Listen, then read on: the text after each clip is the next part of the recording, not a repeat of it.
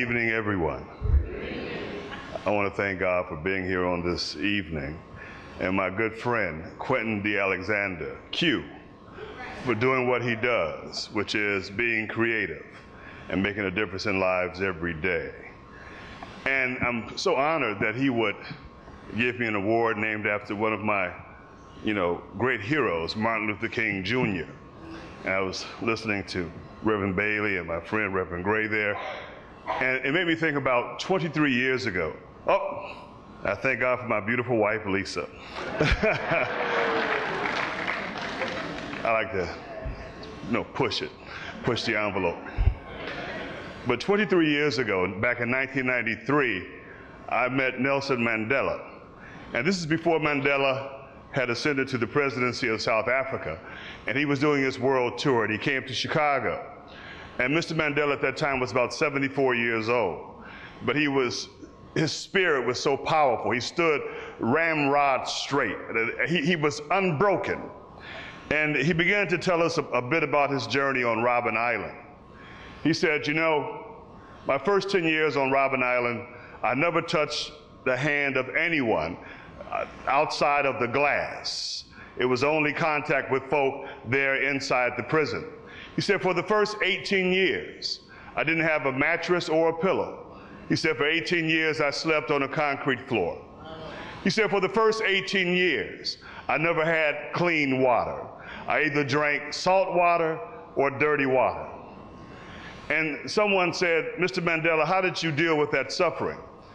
And he said something here that the young lady who had suffered from cancer was so powerful in terms of what she was saying, and Reverend Bailey. He says, I didn't suffer because it's a mindset.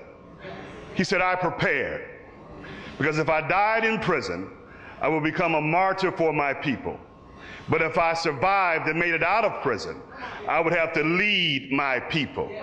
So 27 years later, I want you to hear that because that's why we're here. We dream in color. Martin said, I have a dream today.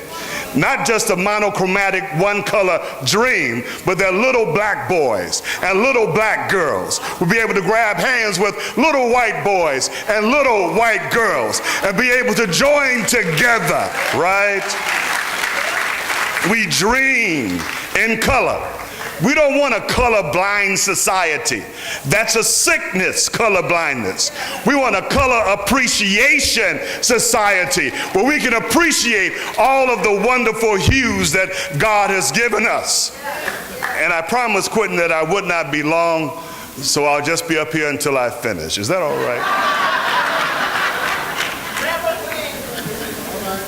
Quentin was at my church in Inglewood back in the 90s, and he was there giving his services free to the community to teach people how to do different things. And I'll never forget, on a Friday evening, he was there with a class in the basement of my church, and when he walked outside, somebody started shooting. And two of the students that he had were shot. A lot of y'all just see Quentin in the glamour and all that, but I'm telling you, but he stuck with it. He stuck with us. He stayed there because Quentin knows where God has brought him from. Can I get a witness, somebody?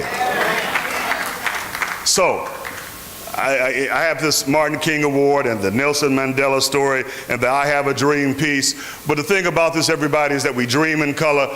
Quentin is bringing to us all of these overcomers, all of these survivors, that no matter what you're going through, no matter what your circumstance is, no matter how down and out and depressed and frustrated and mad and angry and feel like giving up any of us here are, one thing I know from every funeral I've ever done, no matter what your state is, the person lying in front of us can no longer become. But if you're standing there, even with cancer, looking down at that lifeless body, you can become. All you have to do is change your mind, change your company. And if you can't change your company, change yourself. And I guarantee you, if you continue to dream in color, your nightmare will end and a new day will have begun. Thank you so much.